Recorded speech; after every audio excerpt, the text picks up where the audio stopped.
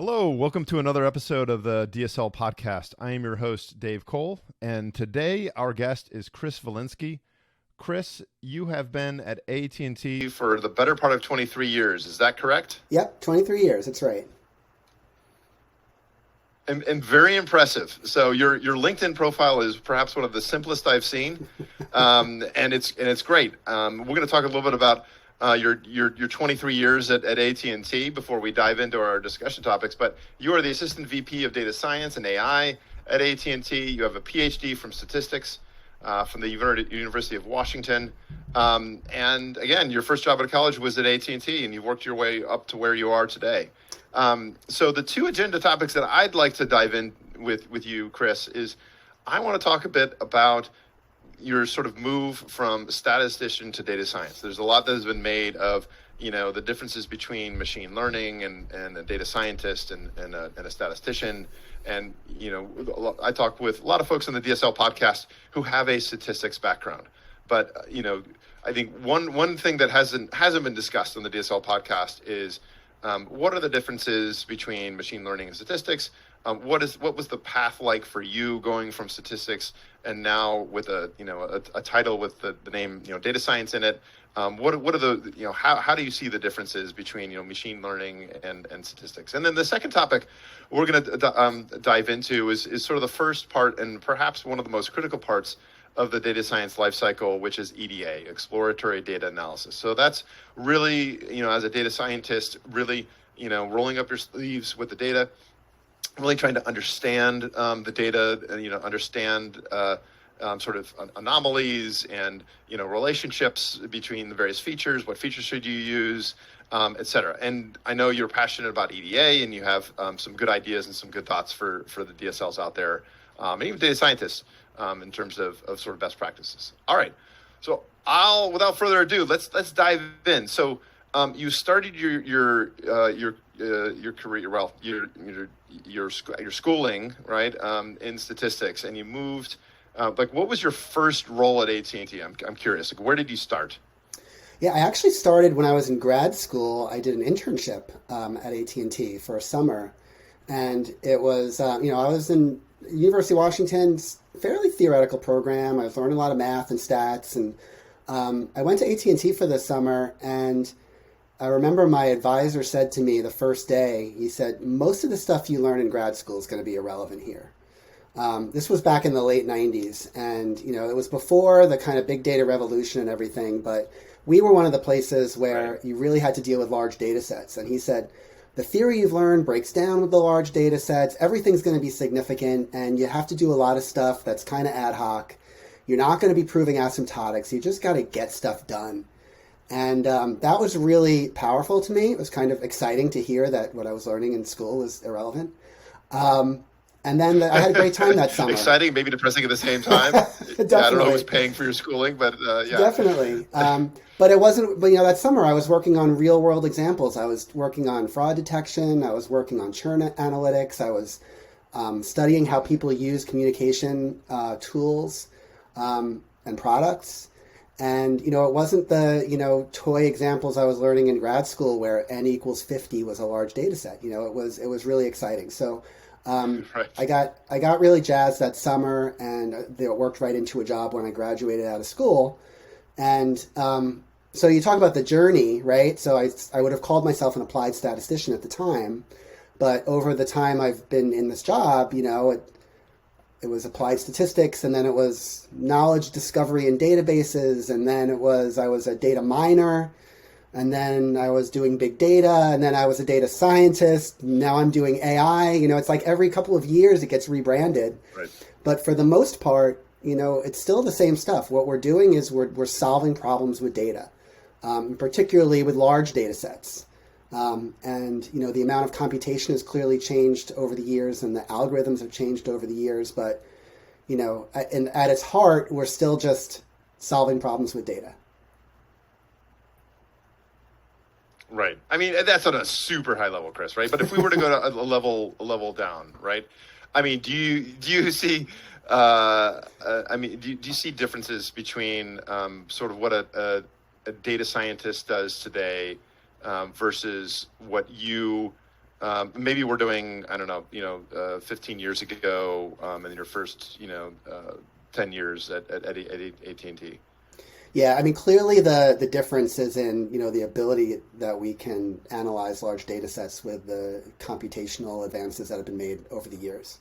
But I think culturally, and I try not to get too much into the culture wars of statistician and machine learner or computer scientist, although there are significant and real differences that are worth talking about and exploring.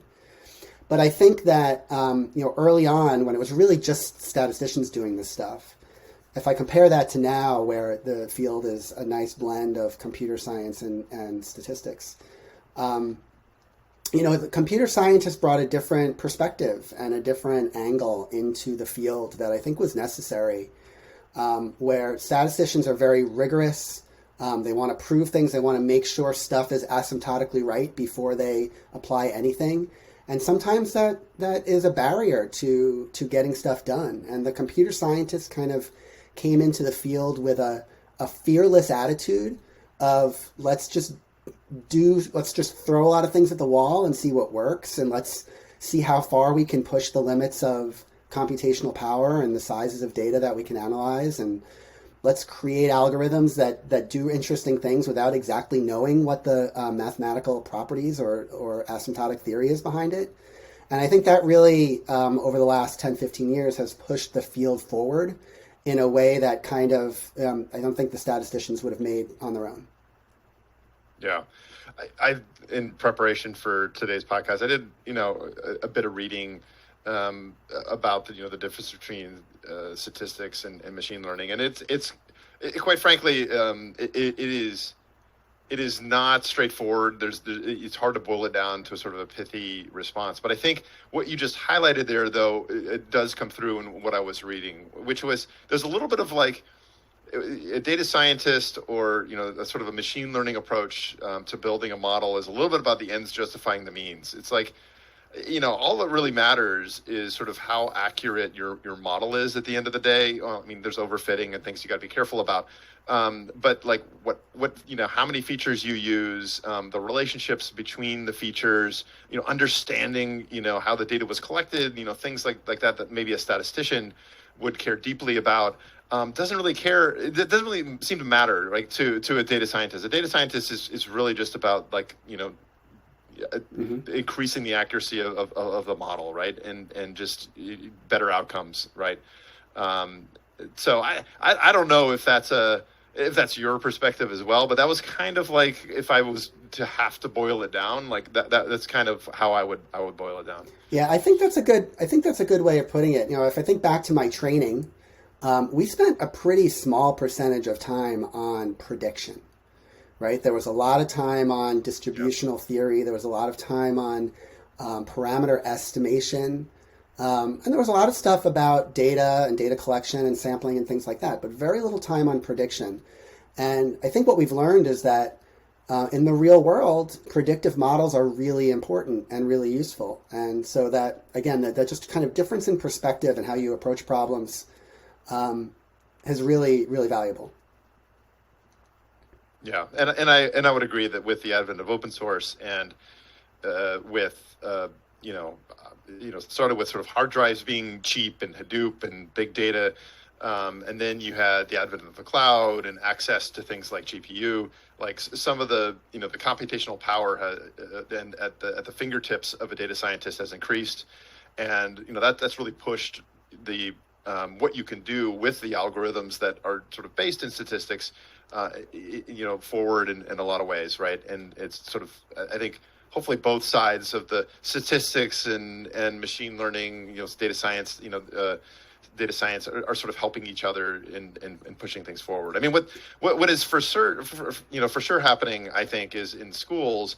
I mean, you are seeing data science sort of disciplines and focuses, but statistics isn't going anywhere. It's not like statistics departments are like, closing up shop and like, oh, we're done.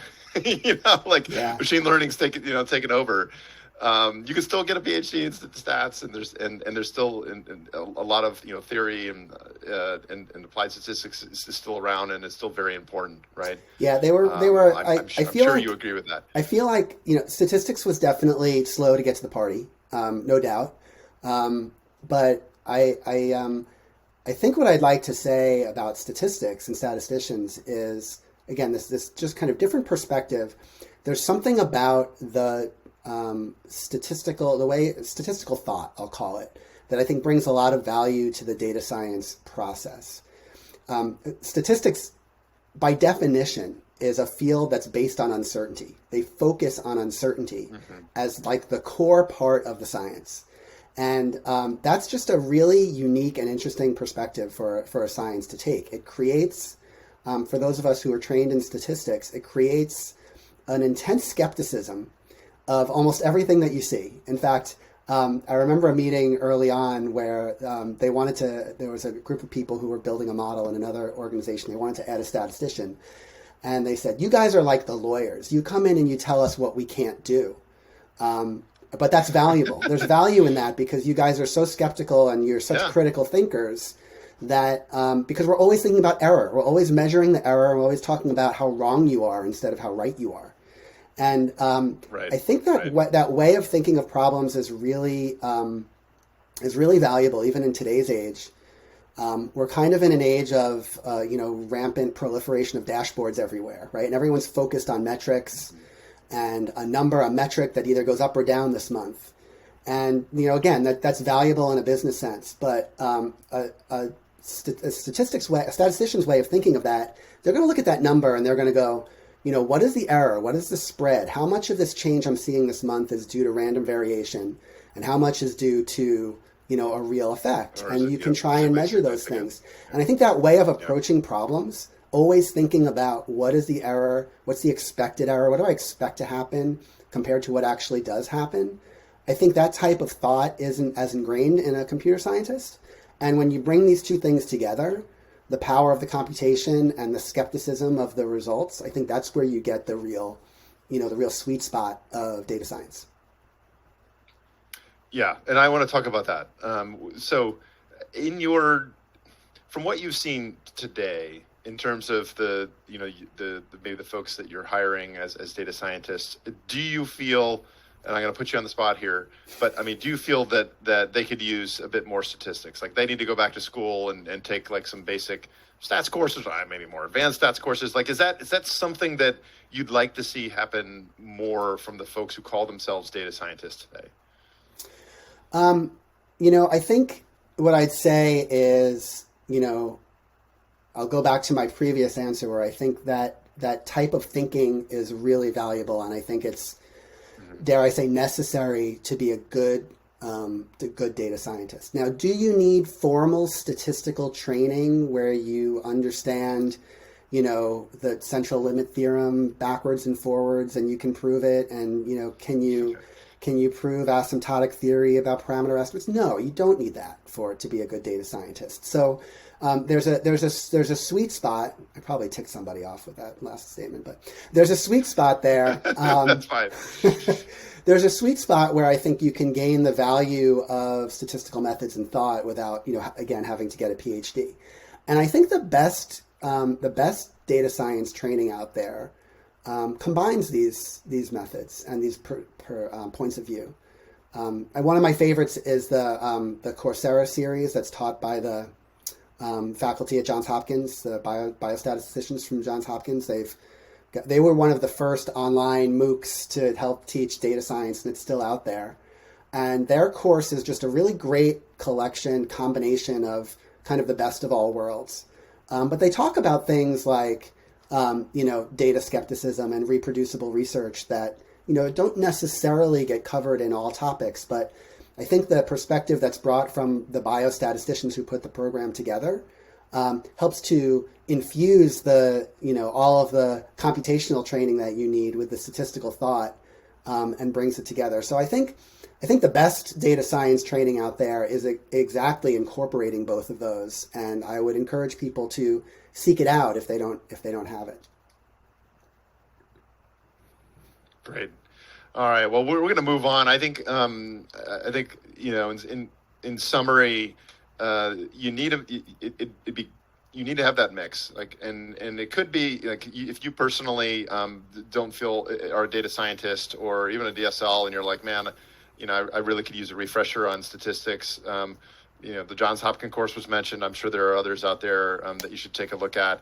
But then also, I think if you're a statistician and you're on a team that has the label of data science, like your perspective is very, very valuable, right? And I like that sort of lawyer analogy. Thinking about the rules of the road and when working with a data scientist. I think those. What I heard is sort of 1 + 1 = 3. Like the two together can be very powerful. So if you're looking to mix up your team, and maybe you have a great data scientist, but that doesn't have sort of classical statistical training and background, it might be great to pair that data scientist with somebody who has a strong foundation in stats, or even to get them trained up. So a lot of a goodness there, and clearly for you. Your career and your titles have sort of changed. I mean, I laughed when I heard data mining, because I remember that being, from 20 years ago, that was, 15, 20 years ago, that was kind of the label, and I haven't heard that in such a long time, right? So, these labels come and go, but I do think that, like, to your point, the advent of increased computational power, the cloud, no longer having to worry about sampling, because gosh, we can just store as much data as we need. It's very cheap. All these things have sort of changed the game and in good ways, and it really improved our profession as a whole. All right, let's move on. I want to talk about EDA, exploratory data analysis. Chris, what sort of tips, tricks, well, first of all, maybe describe it right in your own words, and then let's dive into like how to do EDA right. Yeah, well, EDA, what it comes down to is, how do you describe it? How do you explore and describe a data set? It's usually, part of the beginning of the pipeline of the data science process, right? You want to answer a question, you get access to data, and so you want to explore that data, and you want to explore it to learn from it, to try and understand the distributions of the variables that are involved, but you also want to explore it to understand things like missing data. Is there missing data in the data set that you have? To get some sense of how to deal with that missing data. Are you going to delete those variables? Are you going to impute those variables?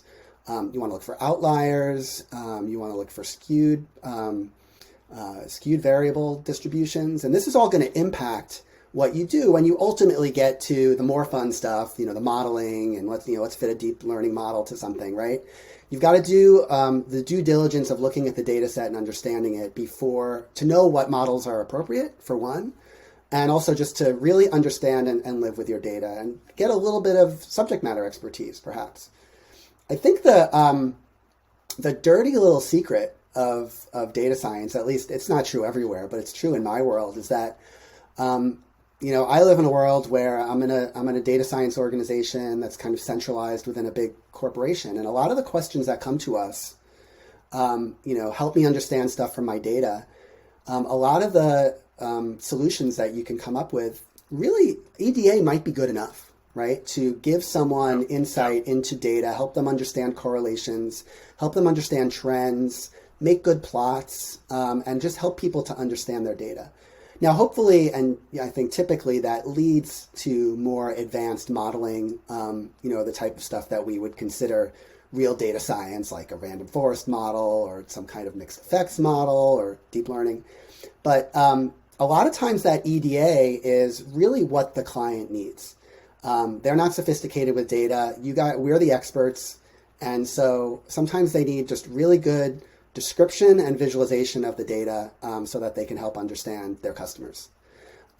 So it's a really critical point of what we do as data scientists, is to spend time and be good at that EDA phase of analysis. Don't rush through it so that you can get to the sexy modeling. You've got to spend significant amount of time with it, because there's a lot to be learned. And you might have to go back, based on what you learned from your EDA, you might have to go back to the source of the data and help them explain, why does this look like that? Or is this an anomaly? Is there a problem with the data collection? And if you don't do that, then the stuff that comes later isn't going to be worthwhile because it's going to be garbage in, garbage out. So I'm always encouraging teams to spend more time than they think in the EDA phase because it's really a critical part of what we do as data scientists. I couldn't agree more, and I'm curious because the garbage in, garbage out. I think all of us have probably in our careers seen models built on crummy data where the data scientists clearly, maybe they didn't truly understand the data, like they didn't actually, validate assumptions that they were making about certain fields they were using and with the business and all sorts of different, sort of snafus. And if more attention had been paid to truly understanding the data and making sure that you fully understand it before you start throwing models at it and start training your models, then a lot of time would have not been wasted, et cetera. Now in your mind, like what you've seen, like what is the output of an EDA? Is it simply just, hey, as a data scientist, I want you to write a bunch of SQL queries. I want you to look at correlation between various variables or features or columns, whatever you want to call it. Plot a number of things, like, or do you have something more formal, more structured in terms of an expectation? Like, is the goal really just for the data scientist to just learn a lot of stuff? Or is there an actual physical output that should be consumed and it can be shareable to others? Like, what is your perspective on that? Yeah, of course it depends, right? It depends on the situation. But I think typically I would say that, when you take on a project or you're trying to answer a business problem and you get access to a new data set, you go through the phase of EDA. And that phase has to have a distinct end, where where something is presented or delivered or reported on, right? And so that's usually a presentation or a deck. What somebody walks through, and almost always contains data visualization. So data visualization is obviously a key part of this, right? You want to see what the distributions look like visually. You want to look at correlations between variables visually. You want to understand, basic relationships between your response variable and your independent variables. Before modeling, you want to look at the skew and things like that. So it's having good skills, data visualization skills, are really a key part of that whole thing, and I think it's a critical part of the data scientist toolbox. And especially nowadays with all these great tools that we have, the Tableaus and Power BIs, and I'm an R coder, so I love interactive, shiny displays that people make so that you can kind of explore and interact with the data as part of the EDA. I think that's really kind of ramped up our ability to more people have the ability to create these really nice visualizations as part of their EDA explorations. And I think that really helps the whole data science pipeline. I'm curious if you've, maybe the answer is no here, but if you feel like BI has maybe a role to play in EDA, like are there tools out there, business intelligence type tools that maybe a data scientist, might help, or stick with some of the packages that the open source packages. No, I absolutely feel they have a role. I think BI gets a bad rap, right? So BI gets this rap of people are just creating dashboards. It's not real science, kind of thing. But I've seen some displays of data in the BI tools that are really sophisticated.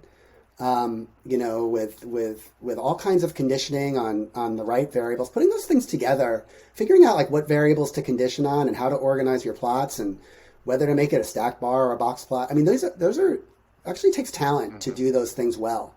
And when you see one that's done well, where they're literally showing 8 different dimensions of the data on one page in a way that's digestible, like that's a skill that people have that's very valuable to allow others to get access to learning from data. And I think we should incorporate more of those tools rather than kind of push them off to the side. Yeah, no, I agree, and I think, I don't know, I'm going to throw this one out there to get your reaction, but I think there's this interesting sort of symbiotic relationship between, say, a data engineer and a data scientist, right? We hear all the time about how much data wrangling is part of a data scientist's job. And gosh, data engineers can be used for some of the hard, challenging, even sort of the repeatable data wrangling problems to prepare their data sets. But I've never heard of the same sort of relationship between maybe somebody who's like a BI professional, like bringing in a sort of a BI professional to assist with that EDA process. My guess is because like the EDA, you as a data scientist have to be part of the EDA process to really, I think, know which models that you want to use and know which features you think are important, and which data needs to be cleansed or whatever or normalized. But I do think that potentially, some data scientists may be not great at building these visualizations out. As you said, it takes talent. Could partner with somebody on the BI side. I don't know. Yeah, I think that makes a lot of sense. There's a lot of talk about the model of putting together pods of teams to solve data science problems, where you grab different people with different skill sets and you lock them in a room or a virtual room and have them get the job done. And I think there's a role for someone like that in a pod as part of the EDA process. Again, I haven't really, like you, I haven't heard that be done a lot, but I think that's an interesting model to pursue. Yeah. Well, great. Well, I think there's the emphasis there. I think on EDA and some of the things that we discussed on creating an artifact, building out a deck. I imagine that this deck is a sort of phase one output to your business users or what have you, or the rest of your team. Is this something that you typically see being presented, or is it simply like an artifact that just kind of the data scientist like, check the box, I've done it. I feel like I've learned as much about the data that I need before I move on to the next step? Or do you feel like there should be like more of a formal it's got to be a living part of the process, right? We talk about the data science pipeline, but we all know it's not a linear path from A to Z, right? So you get data, you start a project, you get data, you learn from it, you do EDA, you start modeling, but then you learn something when you do the modeling that kind of feeds back into how you do the data, and the whole process is very circular and iterative. So it's never going to be a dead document that goes into a drawer somewhere, because you're going to need to revise it and revisit it over time as part of that, as that pipeline keeps spinning around and around. So it definitely should be a living document. And a good EDA can get fed into like a data monitoring platform, right? So you want to make sure that your data is not drifting or there's not significant change points. You want to feed the things you learned in the EDA into some kind of monitoring system that the engineers might use to make sure that, as a whatever process you're working with, you can be alerted if something goes haywire. Yeah, that's a great point. I mean, we're not discussing. It's interesting. We're talking about the first, typically the first. And within the first couple of steps, I mean, sometimes, the first step might be a hypothesis or an idea or a thought, before you dive into EDA. But, the last step is monitoring the model once it's out in production, and tying. I didn't think we were going to be talking about the last step, in the whole data science lifecycle and how EDA plays a role there. But, you're right. It absolutely does. Right. And if you're working with your ML engineers, you might be, working on that last mile problem, and in being able to have an artifact that they can read over, so that they can, monitor the data, the inputs into your model and looking for drift, and things of that nature I think it makes perfect sense. Well, this has been great. Chris, I really appreciate you taking the time on, we covered a lot of topics today. You talked a bit about statistics and machine learning. We also talked about, obviously, EDA and the important role there. I really thank you for being on the DSL podcast. This has been a lot of fun. Yeah, I had a great time. It's good talking to you, David. Great. If people want to get in touch with you, I assume they can reach out to you via LinkedIn. I'm on LinkedIn. I'm on Twitter. My handle is StatPumpkin. Don't ask me why. It just StatPumpkin. Where did that come from, Chris? There's not an exciting story there. It was just one of those things where I was looking for a handle and I was just mashing words together that, I was a statistician and I like pumpkins. It happened to be October when I created it, and orange is my favorite color, so it just kind of happened. I didn't expect that to be the handle that would stick with me for 20 years. I kind of just thought it would be a fun thing that I would create, Right. but here I am, Stat Pumpkin. Stat Pumpkin. Boom. All right. Well, if you want to get in touch with Chris, at Stat Pumpkin on Twitter. And thanks again. And I hope you have a great rest of your week. Take care. Thanks for the conversation.